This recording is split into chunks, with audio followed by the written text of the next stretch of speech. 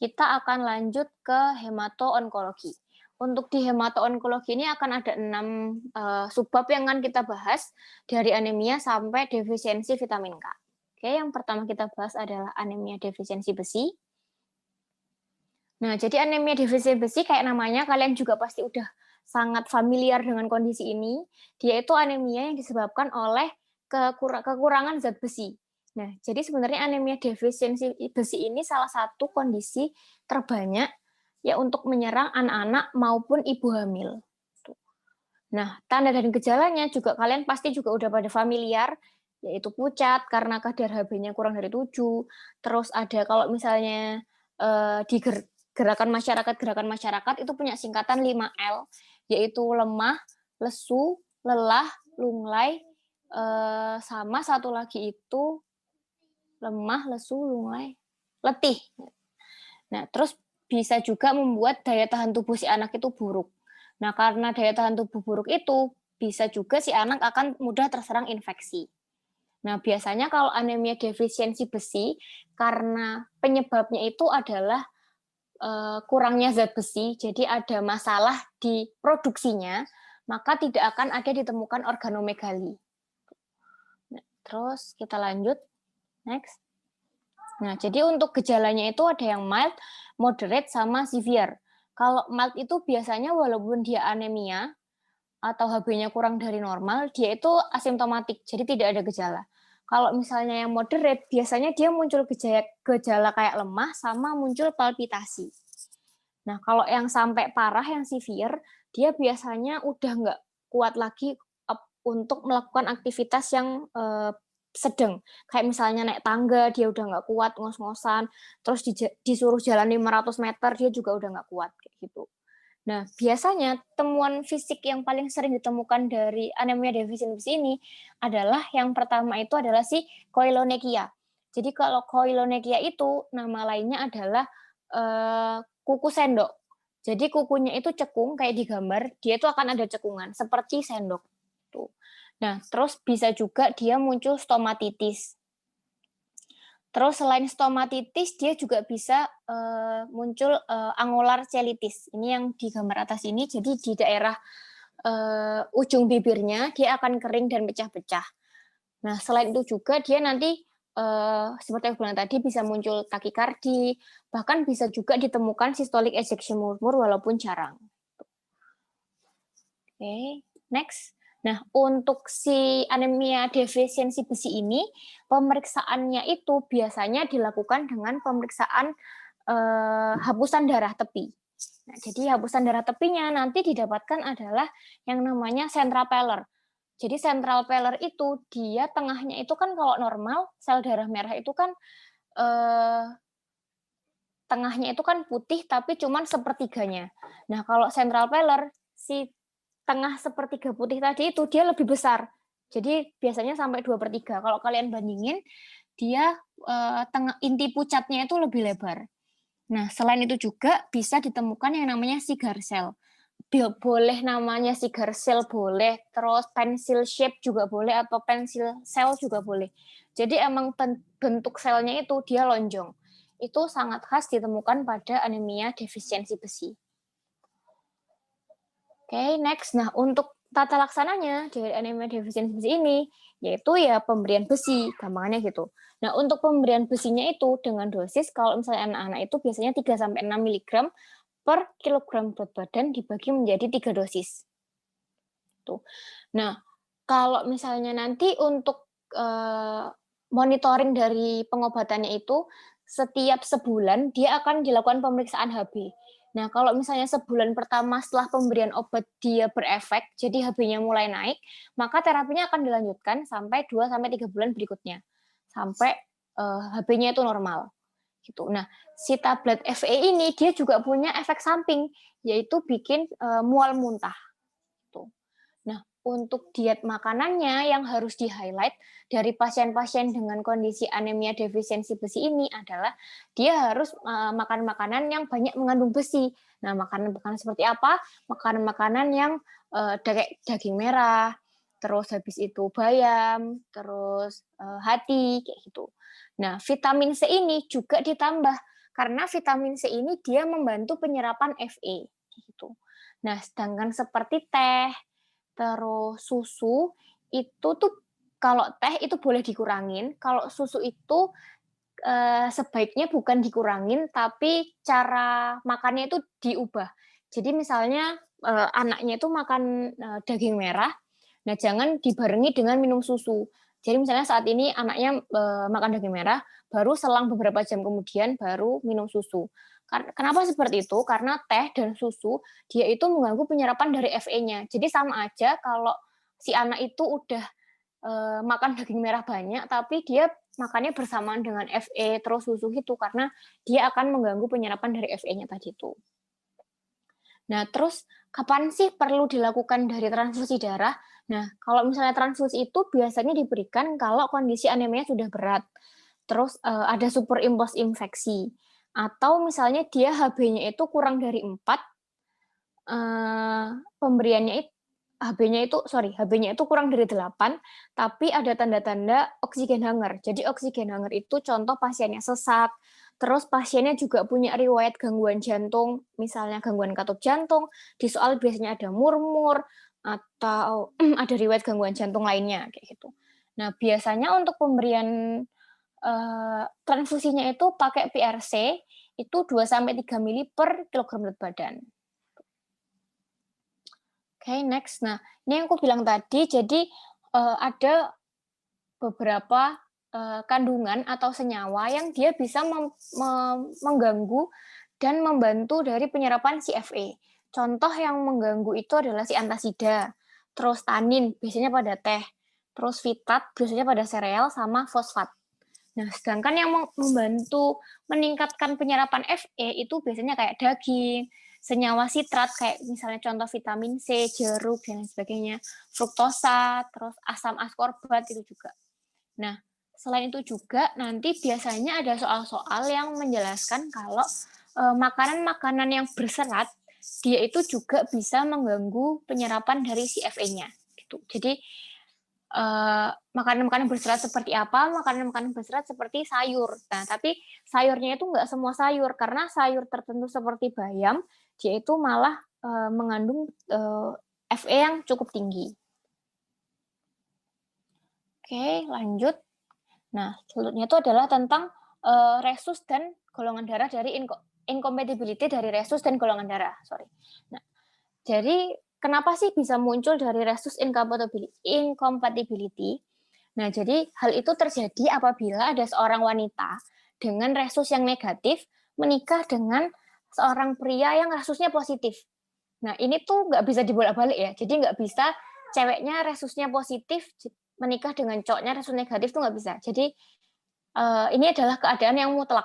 Jadi ceweknya yang resusnya negatif dan cowoknya yang resusnya positif. Nah, saat si ceweknya hamil, dan misalnya dia hamilnya itu dengan anak yang resusnya positif, maka kan nggak terjadi apa-apa, karena ibunya itu masih belum punya antibodi. Nah, nanti selama kehamilan, karena plasentanya itu terhubung, nanti akan ada gampangannya kayak ada darah dari tubuh janinnya itu masuk ke ibunya. Nah, nanti si ibunya itu akan merespon dengan tubuh ibunya itu memproduksi antibodi. Gitu. Nah, akan memproduksi antibodi untuk yang resus positif. Makanya apabila ibunya itu hamil lagi, anak kedua, dengan resus yang sama, antibodi dari tubuh ibunya itu akan menyerang si darah di anaknya. Kan banyak gitu. Makanya orang-orang yang kayak gini, maksudnya yang wanitanya itu dia resus negatif dan prianya itu resus positif, dia tuh bisa punya anak. Bukan nggak bisa punya anak ya, dia bisa punya anak, tapi biasanya anaknya itu cuma satu. Karena anak selanjutnya atau anak keduanya, dia akan mengalami masalah. Kayak gitu. Nah, selanjutnya, masalahnya seperti apa sih? Masalahnya itu sebenarnya macam-macam. Dari yang mild, itu biasanya anemia, atau hiperbilirubinemia, sampai yang membahayakan itu adalah si erythroblastosis fetalis, atau biasanya hidrofetalis itu juga bisa. Jadi biasanya kondisi yang life threatening atau yang membahayakan itu, biasanya si janinnya itu, si anaknya itu akan meninggal saat proses kelahiran. Yang paling sering terjadi memang yang erythroblastosis fetalis dan hidrofetalis. Oke, next. Nah, kita masuk ke yang golongan darah incompatibility. Nah, kalau golongan darah incompatibility ini, dia terjadi akibat perbedaan golongan darah antara ibu dan janinnya. Nah, seperti apa sih perbedaan golongan darahnya yang bisa menyebabkan ABO incompatibility? Nah, jadi aku akan merefresh sedikit ya. Jadi kita kan punya tipe golongan darah, tipe A, B, AB, sama O aku ngomongnya, atau seharusnya itu disebutnya 0. Nah, jadi orang-orang yang memiliki golongan darah tipe A, di sel darah merahnya itu dia punya antigen A. Tuh. Nah, dia dilengkapi juga dengan antibodi anti B. Nah, untuk yang tipe B, golongan darah tipe B, di permukaannya dia punya antigen untuk yang antigen B. Dan dia juga dilengkapi dengan antibodi anti A.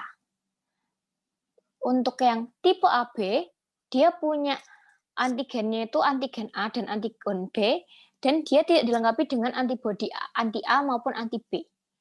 Berkebalikan dengan si O, dia itu di permukaannya dia nggak punya antigen, tapi dia punya antibodi anti A dan anti B. Gitu. Nah, jadi hal ini terjadi misalnya pada ibu yang golongan darahnya O. Berarti kan si ibu punya anti A dan anti B. Nah, dia itu mengandung anak yang golongan darahnya A atau AB. Jadinya antibodi di tubuh ibunya, karena kan ibunya punya anti A dan anti B nih, akan berikatan tuh dengan permukaan dari sel darah merahnya di yang tipe darah A atau yang B. Dia kan bisa berikatan loh karena punya antigen A sama antigen B. Nah, kalau misalnya hal itu terjadi, maka akan terjadi si ABO incompatibility. Nah, gejalanya seperti apa?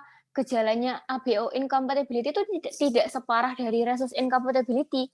Jadi dia cuma terjadi hemolisis, biasanya pasiennya itu akan mengalami jaundice atau ikterus, terus anemia, bisa ada hepatosplenomegaly tapi jarang, dan biasanya gejala-gejala tersebut akan muncul dalam 24 jam pertama.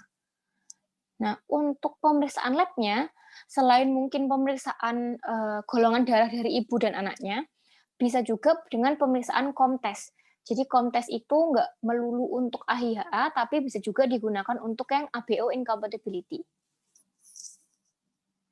Oke, next. Nah, ini yang aku jelasin tadi. Jadi kalau misalnya golongan darah O, dia nggak punya antigen tapi punya antibodi. Kalau golongan darah A, dia punya antigen A, punya antibodi yang anti B.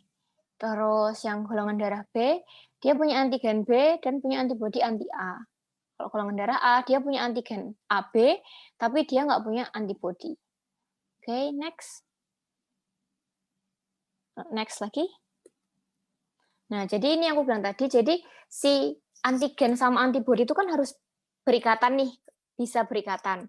Nah, makanya kalau misalnya si ibunya itu golongan darah O, dia punya anti A kan. Nah, kalau misalnya dia mengandung anak dengan golongan darah A, karena di permukaannya itu ada antigen A, maka dia bisa berikatan. Nah, makanya jadi si antibodinya itu bisa menyerang kayak gitu. Oke, next kita masuk ke talasemia. Nah, jadi kalau talasemia ini itu merupakan kondisi anemia hemolitik yang herediter. Jadi dia itu keturunan dan terjadi akibat ada gangguan pada rantai globin. Jadi nanti kalau misalnya kalian belajar lebih lanjut, itu talasemia itu jenisnya macam-macam. Nah, terus untuk anamnesisnya itu biasanya ada jaundice atau ikterik, terus habis itu kondisi anemia, pucat, terus biasanya perut membesar. Nah, perut membesarnya ini biasanya dia akibat adanya pembesaran organ atau hepatosplenomegaly. Nah, karena dia itu herediter atau turunan, jadi di keluarganya itu akan ada kondisi seperti pasiennya. Next. Nah, untuk pemeriksaan fisiknya yang paling khas itu adalah si Facies coli.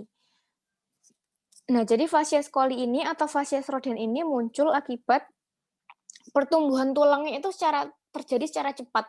Makanya di area dahi sama, mulut dan, pipinya itu menonjol, gitu. Nah, terus aku bilang tadi dia muncul hepatosplenomegaly, jadi perutnya membesar tadi dan ikterus. Nah, untuk pemeriksaan penunjangnya, dia pakai hapusan darah tepi, kayak anemia defisien besi. Nah, kalau yang thalassemia ini, sel khas yang ditemukan adalah, sel target. Jadi kalau kalian lihat si sel target ini tuh kayak, target gitu loh, jadi target buat panah, nah seperti itu contohnya. Jadi kayak di tengah dari sentral di tengah dari inti sel darah merahnya itu ada ada intinya lagi kayak gitu.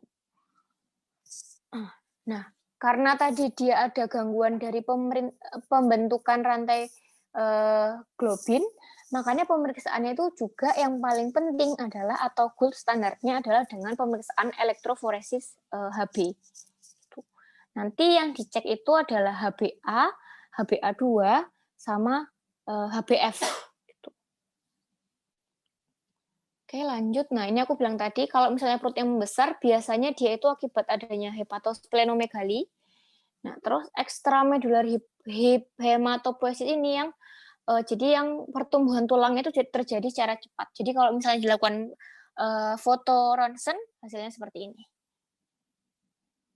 Oke, next. Nah, untuk terapi pada thalassemia ini, karena dia itu anggapannya ada masalah di rantai globinnya, emang dari produksinya dan nggak bisa diapa-apakan, jadi tata laksananya memang harus dilakukan transfusi darah. Jadi pasien-pasien thalassemia itu harus melakukan transfusi darah secara rutin.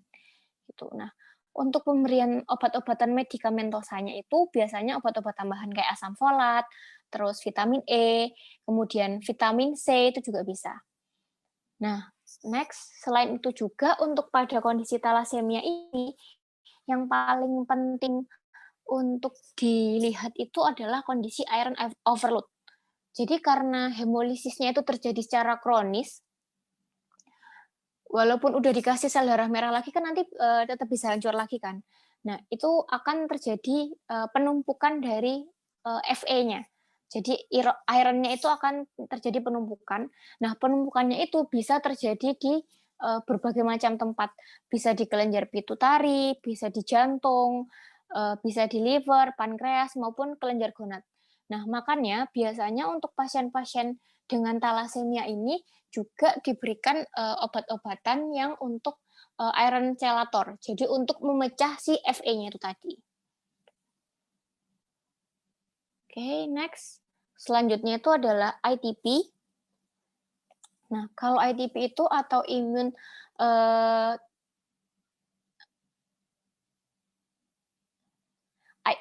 trombositopenic purpura. Nah, jadi dia itu masalahnya ada di trombositnya. Kalau yang sebelumnya kita bahas itu masalahnya ada di sel darah merahnya atau eritrositnya. Kalau ITP ini dia masalahnya di trombosit.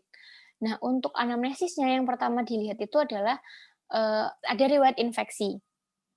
Terus bagaimana riwayat vaksinasinya, serta biasanya itu ada perdarahan spontan.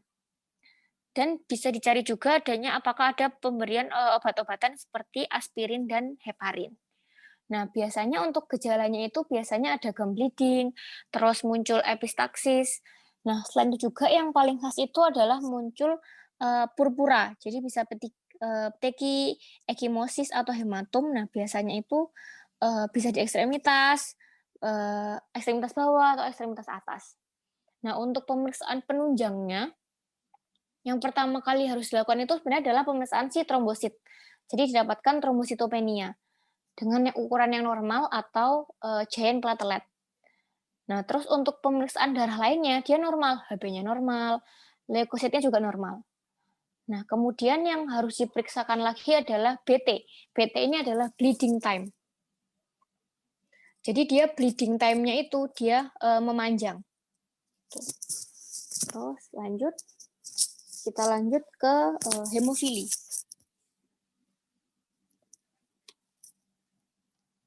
Lanjut ke hemofili. Next. Nah, jadi kalau misalnya hemofili ini, dia itu gangguan pada proses pembekuan darah. Nah, biasanya itu akan dibagi jadi 2, hemofili tipe A sama hemofili tipe B. Nah, kalau misalnya hemofili tipe A, dia itu akibat kekurangan faktor, 8. Sedangkan yang hemofili B, dia akibat kekurangan faktor 9. Nah, di soal-soal itu kadang pertanyaannya itu, jawabannya itu bikin kita bingung, maksudnya dia itu sebenarnya hemofili A atau hemofili B. Sebenarnya kita udah tahu kalau itu hemofili, cuman kita sulit membedakan. Karena kita kayak sering ketukar anggapannya gitu. Nah, kalau misalnya aku, saranku, kalian ingat salah satu aja. Misalnya kalau misalnya hemofili A, dia akibat kekurangan faktor 8. Atau kalau kalian mau nginget yang hemofili B, dia itu juga akibatkan kekurangan faktor 9. Jadi hemofili B itu kan, 9 itu kan ada huruf B-nya. Nah, jadi dia itu akan menyebabkan kondisi hemofili B. Gampangannya sih kayak gitu ngingetnya. Nah, terus biasanya dia itu penyakit yang X-linked resesif. Nah, jadi apa sih X-linked resesif itu? Jadi dia itu penyakit yang kalau misalnya di wanita, dia itu akan bertindak sebagai karier. Nah, sedangkan kalau misalnya dia di laki-laki, dia itu pasti akan bergejala. Nah, terus untuk gejalanya apa sih dari hemofili ini? Nah, hemofili ini yang pertama itu biasanya ada perdarahan di sendi atau hemartrosis. Contohnya ada di gambar. Jadi biasanya di sendi genunya itu akan terjadi pembengkakan. Nah, itu isinya itu sebenarnya darah. Selain itu juga bisa muncul perdarahan di tempat lain, bisa terjadi perdarahan intrakranial, terus perdarahan spontan atau misalnya post trauma dan lain sebagainya. Nah, dan yang nggak kalah penting adalah ada riwayat keluarga serupa di keluarga yang pria. Jadi misalnya ayahnya atau kakeknya atau pamannya. Tuh. Pemeriksaan fisiknya seperti yang gue jelasin tadi, jadi ada hemartrosis, terus hematom. Tanda-tanda peningkatan intrakranial itu dicari akibat adanya perdarahan di intrakranialnya. Oke, next. Nah, gejalanya itu juga macam-macam karena perdarahannya itu sebenarnya bisa terjadi di mana aja. Kayak di intrakranial tadi, terus misalnya di apa namanya? Daerah gastrointestinal, terus di membran mukosa kayak di mulut, epistaksis dan sebagainya itu bisa terjadi di mana aja. Oke, lanjut. Nah, untuk pemeriksaan penunjangnya, itu yang dilihat karena dia kekurangan faktor pembekuan tadi, faktor 8 dan faktor 9, maka boleh dilakukan pemeriksaan faktor tersebut. Selain itu juga, yang perlu dilihat itu adalah pemeriksaan darah tepi. Biasanya sih pemeriksaan darah lengkap, darah lengkapnya itu normal. Nah, selain itu juga yang paling penting adalah pemeriksaan penunjang dengan pemeriksaan CT. CT ini adalah clotting time. Nah, jadi yang perlu kita bedakan CT sama BT. Jadi CT itu kan clotting time. Jadi waktu yang dibutuhkan untuk sebuah luka itu dia akan terbentuk clotting atau berhenti darahnya itu. Nah, si bleeding time itu tadi artinya adalah waktu yang dipakai untuk darahnya itu keluar terus. Jadi untuk yang CT itu dia sampai terbentuk clot, sedangkan BT atau bleeding time itu waktu untuk terjadi perdarahan. Nah, kalau kalian ingat, jadi ini tuh adalah si pathway dari faktor pembekuan. Jadi faktor pembekuan kita itu ada 2, yaitu intrinsic pathway sama extrinsic pathway. Kalau kalian masih ingat juga, extrinsic pathway itu dia cuman faktor yang faktor yang membantu itu cuman 1, yaitu faktor 7. Sedangkan yang intrinsic pathway itu ada faktor 12, faktor 9, dan faktor 8. Nah, kalau tadi kan hemofili itu kan ada gangguan di faktor 8 dan 9. Makanya kalau misalnya diperiksa, APTT-nya itu juga akan memanjang. Gitu. Next. Nah, untuk manajemennya, Nah, untuk manajemennya itu, untuk hemofili ini memang harus, komprehensif dan multidisiplin. Jadi kita tuh harus sangat menjaga untuk supaya tidak terjadi perdarahan, karena perdarahan itu bisa terjadi di, mana. Nah, apabila terjadi perdarahan secara akut, boleh pakai tata laksananya RICE, yaitu rest, ice, compression, sama elevation, gitu. Nah, untuk tata laksana yang ini boleh diberikan, transfusi krioprecipitated atau, faktor yang kurang. Misalnya contoh hemofilia, berarti dia boleh diberikan, faktor 8, sedangkan untuk yang hemofili B, dia boleh diberikan, faktor 9, gitu. Oke, next. Selanjutnya itu yang dari hemato-onkologi, yang terakhir adalah si defisiensi vitamin K. Nah, jadi defisiensi vitamin K ini, dia itu, kondisi di mana akibat kekurangan vitamin K yang gejalanya itu berupa perdarahan. Tuh, nah, biasanya anamnesisnya itu didapatkan di soal-soal itu, dia itu misalnya riwayat lahir di, dukun. Jadi lahirnya nggak di ini, jadinya dia tidak mendapatkan, suntikan vitamin K, kayak gitu. Nah, terus bisa juga pada bayi kecil usia 1 sampai 6 bulan. Terus habis itu ASI-nya itu, tidak diberikan ASI. Jadi karena ASI itu juga membantu, eee, proses, eee, jadi di ASI itu juga terkandung vitamin K dan ada faktor yang intinya membantu dari, metabolisme dari si vitamin K itu tadi. Nah, untuk pemeriksaan fisiknya, itu kalau misalnya di bayi-bayi, biasanya itu bisa sampai UUB menonjol, itu adalah ubun-ubun besar menonjol. Jadi kalau, kalian masih ingat, kalau misalnya bayi baru lahir, itu ubun-ubunnya itu belum menutup. Jadi ada ubun-ubun besar sama ubun-ubun kecil. Nah, biasanya kalau misalnya defisiensi vitamin K itu ada beberapa soal yang menyebutkan kalau UUB-nya itu menonjol.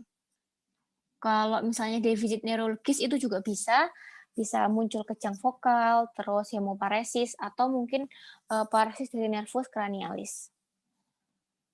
Nah, untuk pemeriksaannya, itu pemeriksaan dengan darah lengkap, terus pemeriksaan PT dan APTT. Nah, untuk tata laksananya, yaitu diberikan vitamin K secara IM dengan dosis 1 mg selama 3 hari berturut-turut. Nah, untuk transfusi-transfusinya ini sebenarnya disesuaikan dengan kondisinya. Kalau misalnya HB-nya kurang, boleh diberikan transfusi PRC.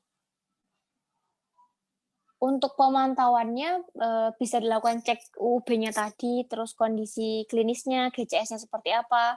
Kalau misalnya sebelumnya pasiennya kejang, dilihat apakah, kejangnya berulang atau tidak, dan sebagainya.